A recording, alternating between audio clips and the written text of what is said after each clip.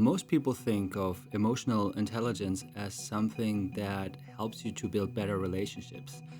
But if you realize that it's actually super powerful to create wealth, and if you are stuck doing jobs you don't love or you feel like you're not paid enough for your work, this video is for you. So if you want to make money in an ethical and fulfilling way, you need to combine emotional intelligence and business strategy. I am going to show you a step-by-step guide that will allow you to dig into people's deepest desires, which they are longing to find a solution for. If you are the person who can help them, not just on a practical but on an emotional level, they will be willing to pay you a lot of money. And you will feel great doing so.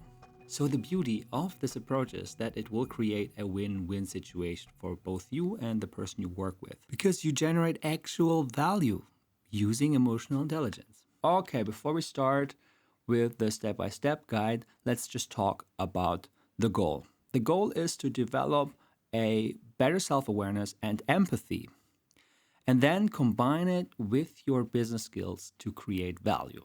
That is the whole premise of this video today. So when you get this right, you become the kind of person people want to pay because you understand their problems better than they do, right? And that's exactly where emotional intelligence will come into play. And it might even be one of the most important skills that you can master, because it will help you to generate value for others and all that in a way that feels meaningful to you. Before we get started, I just want to say that this approach works best if you want to offer a service to someone. If it's something you can provide or you want to provide to solve someone's problem. You can later pivot into something else, and I will briefly talk about that, but it's just the easiest way to get started. All right, let's go. Step number 1. We start with self-assessment. If you want to make money, you need to generate value for other people. And if you want to do this in a sustainable way, you should always aim to generate value in the best way you can, in a way that you enjoy and in a way that you're good at. And people who are emotional intelligent are able to introspect and find their strength, their weaknesses, and they are able to be self-aware in order to serve others in a meaningful way, right? So that's the first thing that we need to do. We just need to look inside and ask ourselves a few questions and really be honest with ourselves. This is a very, very important trait of emotional intelligent people. So you want to ask yourself something like the following questions. What struggles have I personally overcome? What emotional and practical challenges do I naturally understand? What problems do I instinctively solve for others? Where have I consistently helped people make progress? These questions are aiming at finding your genius zone. So it is important to find out what comes natural to you. What is your talent, your inclination, and what are you good at and what do you really enjoy doing? And if you have some evidence that you are helping people with your talents, that is a really, really good place to start. The next step is boop the like button down here, please, so I can make more videos like this. I really appreciate your support. And okay, let's go to step number 2. Conduct interviews and one-on-one sessions. Now that you understand yourself better, and especially your strength, and you have an idea of your genius zone, you want to start engaging with real people out there. And you want to understand their struggles, their practical problems, and also their emotional problems, right? You really want to feel how they feel. You want to put yourself into their shoes. The best way to do that, you can do research at home and just, Google and read texts in different forums, go on Reddit, and all that stuff really helps. But if you want to really get very good data, I would recommend you to conduct interviews and even offer free one-on-one session if you already see that you can help people in this conversation. So the goal here is to gather data, to observe patterns, and understand their challenges. You always want to focus on discovering their dream outcome, the stuff that they really want to achieve. If they, for example, come to you because they want a website, you want to find out why do they want a website? What is actually their emotional goal? Is it important for their career? Is it important for their survival?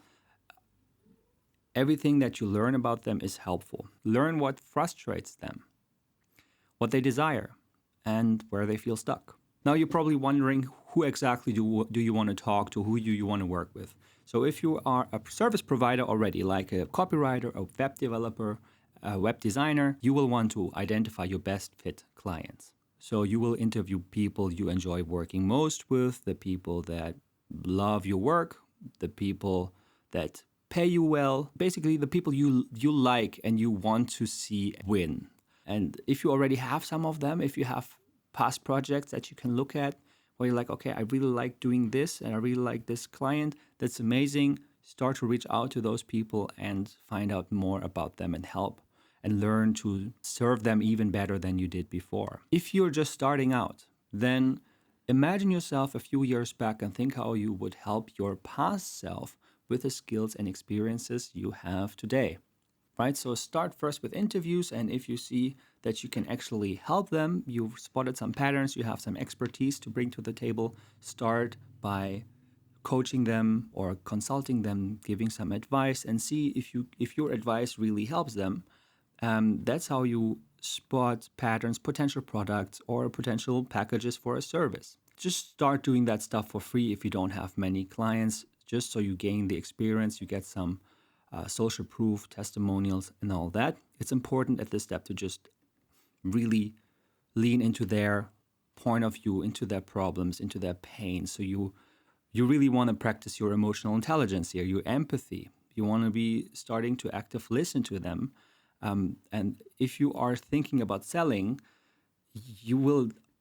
Most people have problems in being able to be empathetic and to listen actively when they are trying to sell something at the same time. So just be open-minded. Don't try to sell and just understand them. Okay, step number 3. Okay, step number 3. Now that you know your genius zone, your talents, your inclinations, and you know how you can serve a specific group of people, maybe like your past self. Now it is time to start thinking about starting a business. How do you actually get started?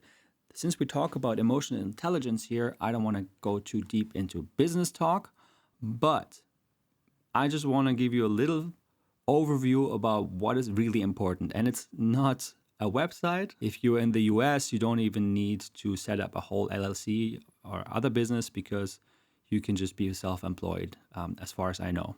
So here are 4 things that you need to get a business started. The first thing is a place to drive traffic. Because if you don't have traffic, nobody will look at the stuff that you are offering, right? You need to be visible online. You need people to look at your stuff. And the fastest and cheapest way I know is social media. You might not like that. You might not like to be active there. You might have different opinions about social media, but social media is a super powerful tool to learn, to share, to sell. And I love it personally. That's why I'm here, because I love YouTube. And it's a free way to become more visible online. So if you don't have any budget for advertisement, this is a great place to start. You want to make content for the person you want to help. So if that is your past self, start making videos for your past self. Start giving advice that would have helped you 5 years ago, right?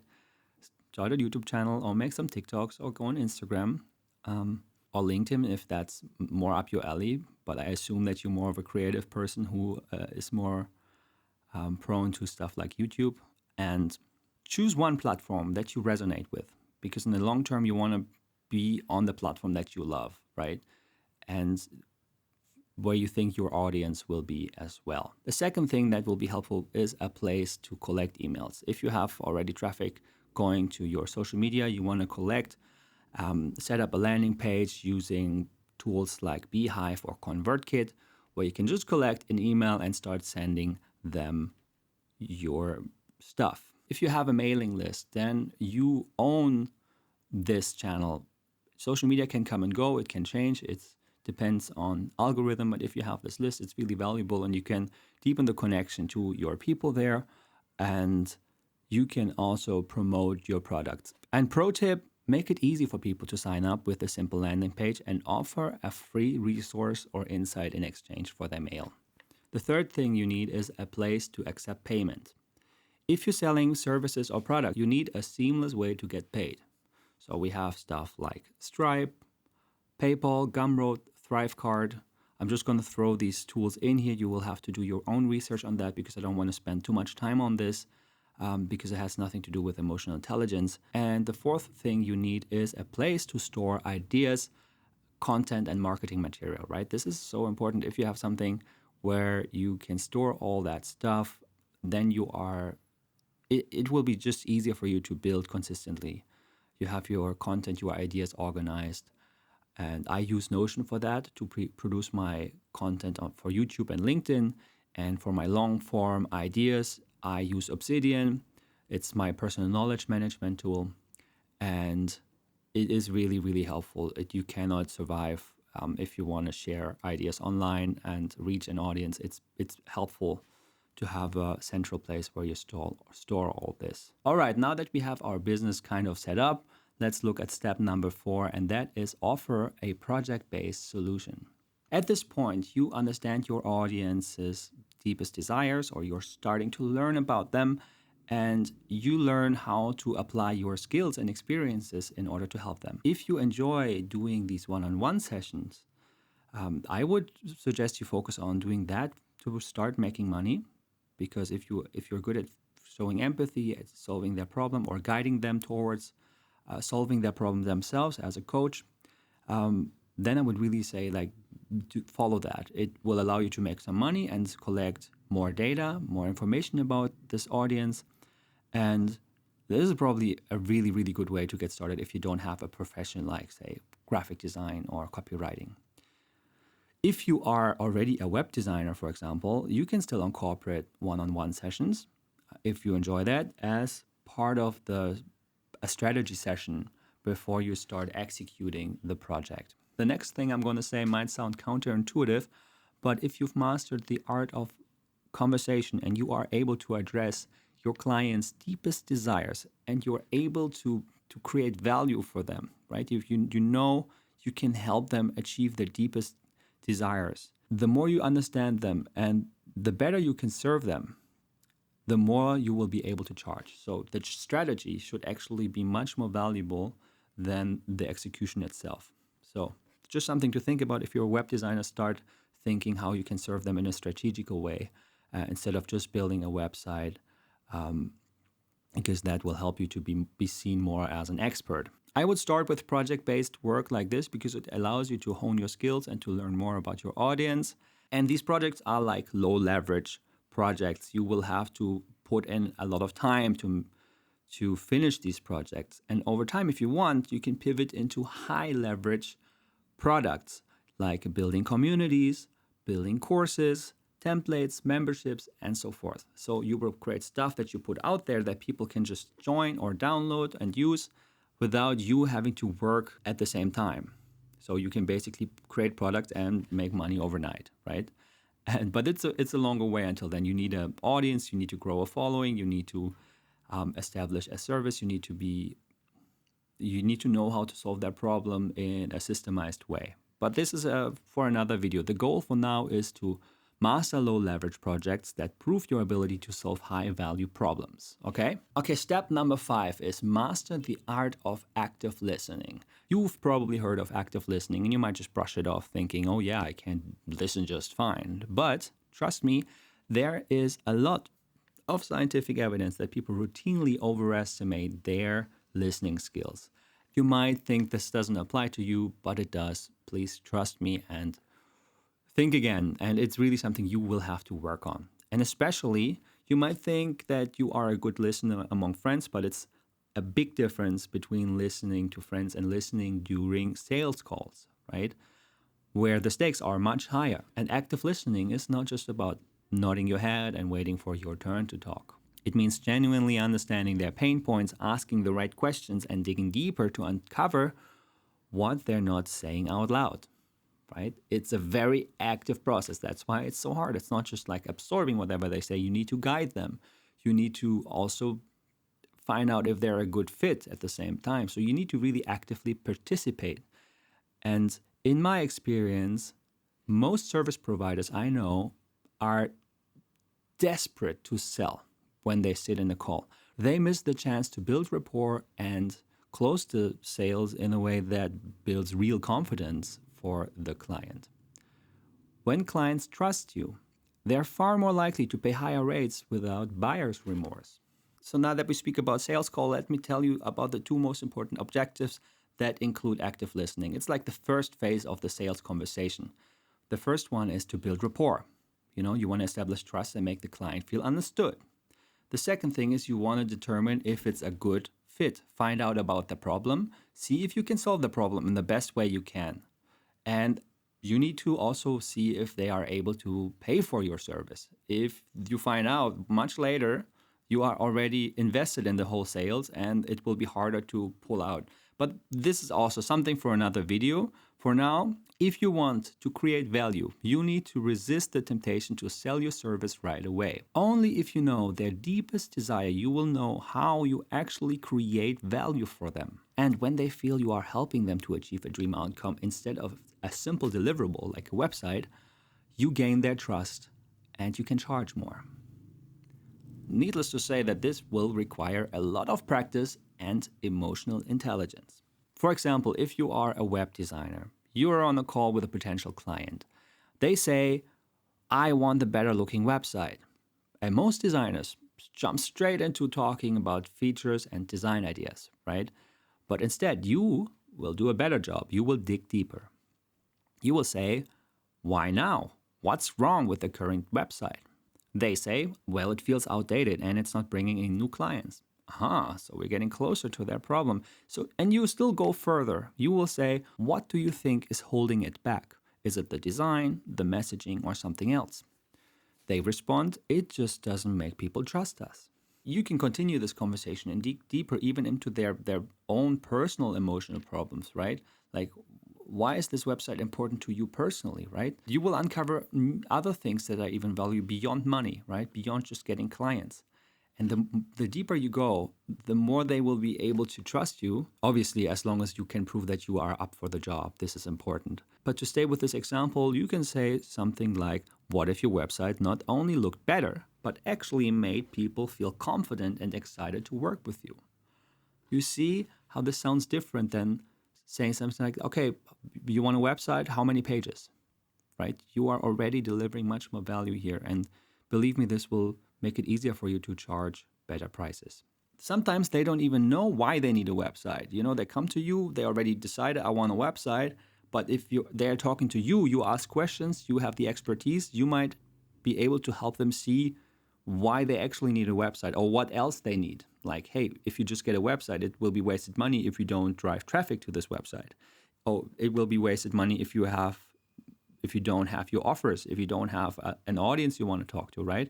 The more you're able to solve their real problems instead of just delivering, the more you will be able to charge. Always find out their dream outcome and help them to achieve that goal. In step number 6, it is time to iterate and to identify patterns. Because with each interaction, you will learn more about your audience.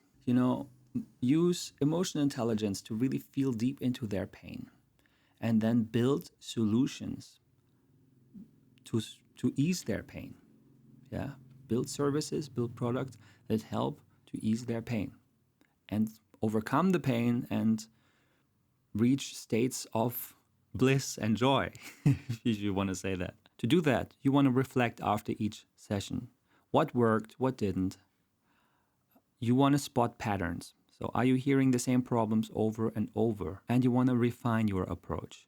Each client experience sharpens your ability to serve more deeply. I love the last step here because seeing patterns is one of the most value generating thing you can do. You decide who you want to work with, you decide what you want to do, and you go deeper and deeper and deeper into this. You will learn more about them, you will get better at your skill, and it will allow you to see patterns other people cannot see because only you are going so deep into someone else's problem, right? If you're working with people like, I work a lot with one-person businesses, so I understand their patterns better and better and better the more I work with them. I know what they dream about.